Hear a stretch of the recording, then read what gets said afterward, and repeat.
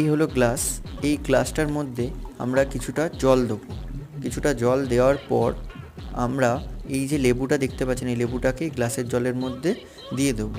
দেখুন লেবুটা না আস্তে আস্তে জলের মধ্যে ডুবে গেল। আমরা যতই চেষ্টা করি এটা জলের মধ্যেই ডুবে যাবে, কিন্তু আমরা এই লেবুটিকে এই জলের মধ্যে ভাসাতে পারি। চলুন এক্সপেরিমেন্টটি করে দেখা যাক। প্রথমে আমরা এই লেবুটিকে জল থেকে বের করে নিলাম।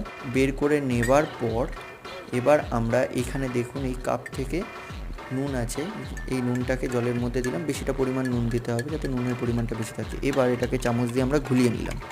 ঘুলিয়ে নেওয়ার পর এবার যখন আমরা এই লেবুটাকে এর মধ্যে দিলাম, দেখুন এই লেবুটা এবার উপরে ভাসছে, যেটা আগে ডুবে যাচ্ছিলো। এটা কী করে ভাসছে? এটা হলো যে নুন দেওয়ার ফলে জলের যে ঘনত্ব আছে সেটা বেড়ে গেল। লেবুর ঘনত্ব থেকে জলের ঘনত্ব যেহেতু বেশি, সুতরাং সেটার জন্য লেবুটা উপরে ভাসছে। তো এই ধরনের আরও ভিডিওর জন্য আমাদের চ্যানেলটিকে সাবস্ক্রাইব করুন।